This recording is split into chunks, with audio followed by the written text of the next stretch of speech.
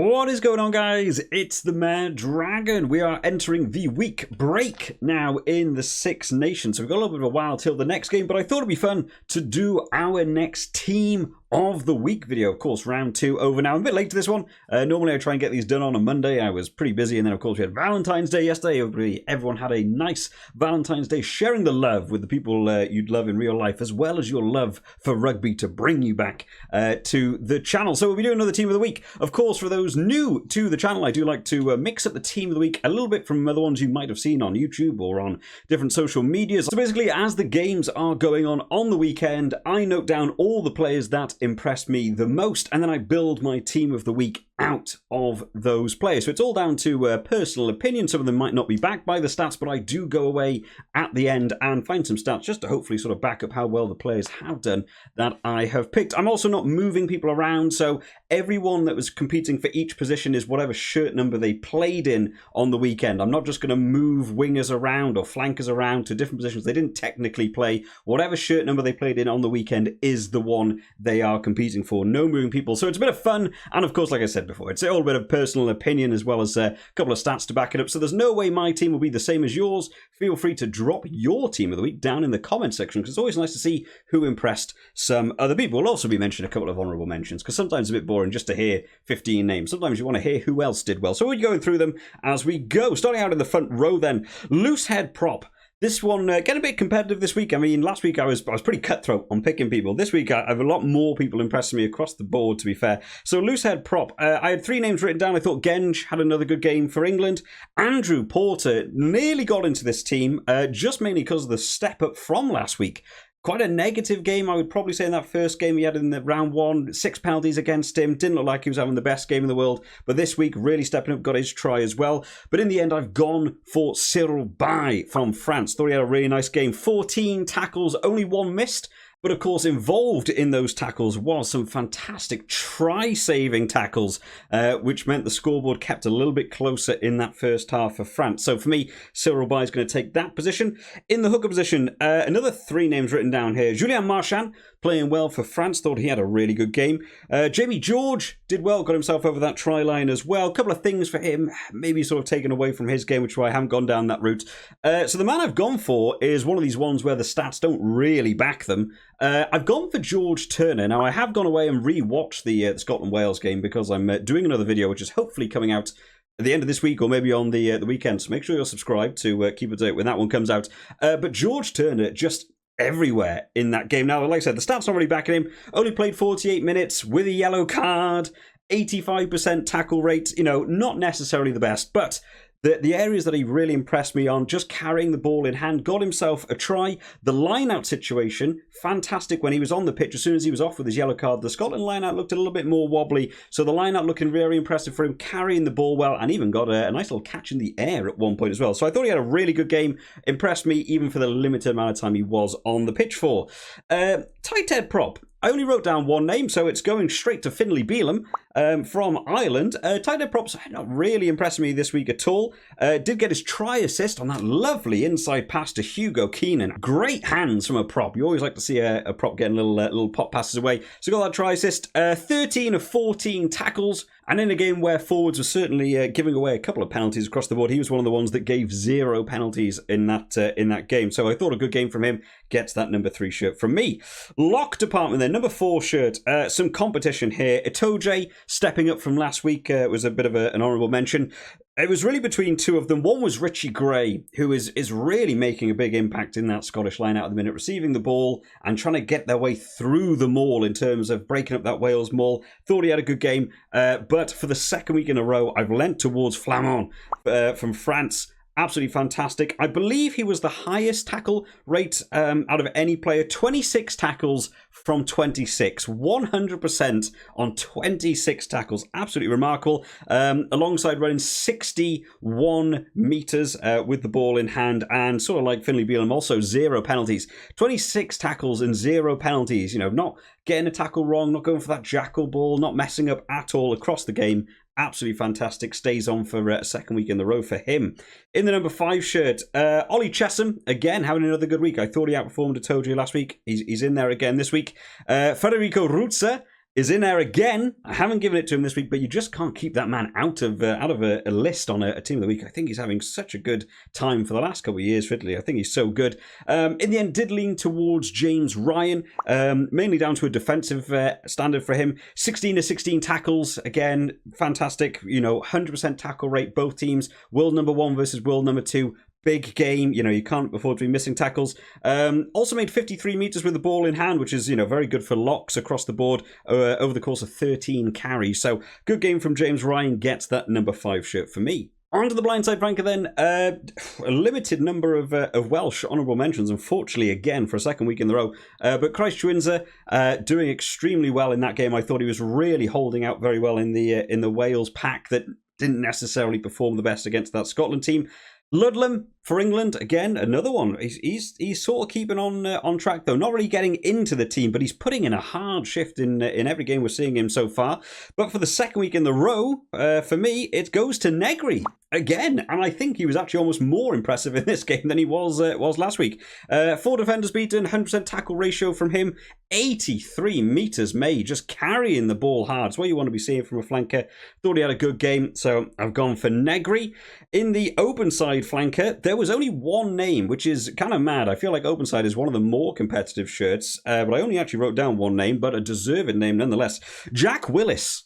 Making a massive impact into that game from England, coming back from his horrendous injury, getting himself 1 try, 21 tackles of 23. Now, he didn't play the full 80, which you see as a negative against him, but still making 23 tackles in that game. Well, making 21, missed 2, but you know what I mean. Made 23. I think he had some ridiculous stat in the first 10 minutes where he made like 15 tackles. He was on top of it on the TV coverage. I thought he had a superb game and got himself a nice little turnover as well. So nice from him, even though not playing the full 80, but he gets my number 7 shirt.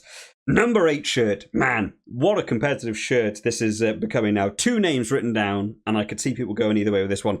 First one, Keelan Doris. Another fantastic game for him. He was in my team of the week last week. I thought he had another awesome week this week. Maybe even the stats back him a bit, because I know he made an awful lot of meters in his game. But for me, I've lent towards Matt Fagerson more this week. Got himself that 1 try right at the end of the game just to seal out that one. 3 defenders beaten and 19 of 21 tackles. Now, you might be thinking, oh, you've been staying on the 100% tackle ratio. The reason I'm more lent for Fagerson here is because 2 of those tackles are try-saving tackles.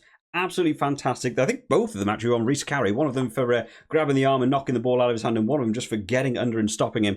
Superb work from him, stopping the other team from scoring, so that's why I've lent towards Fagerson. In the scrum half shirt, again, it's Dupont, isn't it? I feel like a lot of people are going to pick Dupont. He's just showing off so well. I actually thought Portfleet had a good game. He had his try disallowed, but I think Dupont just shining out. It's just so hard to compete against a man like this. 11 of 12 tackles, so a high tackle ratio, including that ridiculous tackle on his own try line, somehow holding up. Who was it? Was it Mac Hansen? Just stopped him on the try line, didn't let him get over. Just absolutely superb from him, as well as 6 defenders beaten from him. It's so hard to really gauge other scrum halves against him because he looks so good. I feel like I'm maybe doing some other scrum halves some disservice there, but Dupont gets the scrum half shirt. Fly half really depends on your own viewpoint of what you wanted for fly half there. I thought the move for Farrell to 10. I think that's a good move for England. I think they'll be looking for that one a little bit more. Maybe not the kicking ratio that he would have wanted, but I thought the move for him exclusively at 10, I thought was a good move for England. But of course, I've gone for Finn Russell, which I imagine a lot of people might be expecting. 3 try assists. What more do you want from a fly half in a game? Absolutely fantastic from him. 73 meters run himself, alongside of 507 meters kicked. Just looked like he was having fun. Going back and rewatching that game, it's actually surprising. I don't really remember that Finn Russell didn't actually have necessarily the best first half until I went back and rewatched it. But the second half, just coming alive, having fun with the game, and just doing whatever you want. Felt in control, and some of those passes out the back to Kyle Steyn, just absolutely phenomenal stuff. Looks like he's having a real good time in that Scottish jersey. On to the left wing then. It was going to be James Lowe for a long time. I thought James Lowe did well, whether you agree with the try or not, with his foot going into touch. I did think he was playing well. But Duhan van der Merwe, again, takes that spot. That second half for him really opening up. Not, again, quiet in the first half when you go back and rewatch that game. I remember him being everywhere. It's not the case. He was actually quite quiet in that first half, including getting run back over his own try line at one point. But that second half just exploding for him. 9 defenders beaten, 1 try assist, of course, getting that pass back inside to Kinghorn, and 150 metres made. Can't say a lot more about that. That's some pretty good running meters for him, but that second half for him was just so impressive.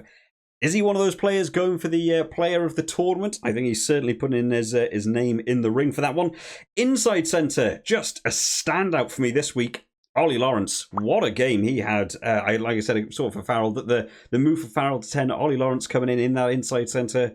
Mega things happening for that England team. Sort of annoyed they've worked that one out just before the Wales game. I would have liked them maybe to have discovered that a little bit later, but unfortunately that's not the way it's gone. But a fantastic game from him in that inside centre position. 1 turnover, 8 defenders beaten, 84 metres made, over 11 carries, and just the general impact in the game. Every single carry, just 2 men to tackle him, or he was going to break through towards the end of the game. Thought he was superb, got the man of the match in that game as well, and I think rightfully so. Thought he had a superb game. Outside centre, I think this one might be arguably the most competitive one. There's 3 names written down, and I really didn't know. It could go any way depending on how you view the teams and how you want in your own team. Hugh Jones having another good week for Scotland. He's doing well. He's getting that starting shirt, and he's making the most of it. Gael Ficou running hard in that game, doing a lot of defensive work, and I thought played really well. I can imagine people going for him. But in the end, I have settled for Gary Ringrose. 65 metres made, 1 try assist, 5 defenders beaten, and just all day running around the park, just making a nuisance of himself. The tackle ratio, not necessarily the best for him, but just being there is such a massive thing to have to deal with. He just gets involved with the tackle. Even if he is getting bumped off a couple of tackles, he's still getting in there, stopping players dead, and there's normally a good cover tackle coming in from a second player. I think Gary Ringrose had a superb game along with getting his try. In the right wing, again, 3 names. Depends more what you're looking for. One name in here based on the defensive work, Padovani. Was doing extremely well in that backfield against an England team that was put in a bit of a barrage of attack on. Great cover from him in that backfield, stopping players, good tackle work, covering the ball at the back, stopping the potential tries coming in that first half. Kyle Steyn, of course, getting his 2 tries and had a lot of work going on in the midfield. But for me, I've leant more towards the fact that he's a lot of people are doing the work and he's finishing the try, more than he's actually sort of earning the try. It's what you want from a winger. Got 2 tries. Feels unusual to not be saying 2 try gets in the team of the week. But in the end, I've lent towards Damien Penaud, who had another good game this week, including that fantastic breakaway try from nothing, absolutely just running through the Irish defence. 134 metres made from 10 carries. That's some big work rate from him. I imagine a lot of those metres came from that try that I'm exactly talking about there. 11 defenders beaten along the way as well. Thought he had a good game, was also good under the high ball. So I've gone for Damien Penaud. And then finally, in that fullback shirt, 3 more names. Ramos for just keeping France on that scoreboard, mainly for that kicking percentage. Capozzo, again, he just keeps getting in this team. I feel kind of bad that I'm not picking him in these team of the weeks because he's having phenomenal games against tough opponents and he's standing out in that Italy team. But it's going to Hugo Keenan, another one that I think could be putting his hat in the ring for player of the tournament. I think he's playing absolutely superbly at the minute. But for him this week, the stats even backing him even further than just sort of impressions from my standpoint. 1 try, 2 defenders beaten, 205 metres made. Absolutely incredible from him, as well as 302 kick metres, and not even to mention the cover work he does in that backfield for Ireland. He's just there at every instance. I think he's absolutely superb and will put his body on the line for some mega tackles as well. So I've gone for Hugo Keenan in that fullback shirt, and there we have it, guys. That is my team of the week. Like I said, it's all for a bit of fun. A lot of it's down to personal opinion, so make sure you do drop your own thoughts down in the comment section. If you enjoyed this style of video, make sure to leave a like and subscribe to the channel, because of course there's going to be a bunch of rugby videos coming out all over the Six Nations and beyond as we move towards the World Cup. I hope you've all enjoyed this one today, guys. I will see you all next time. Bye bye.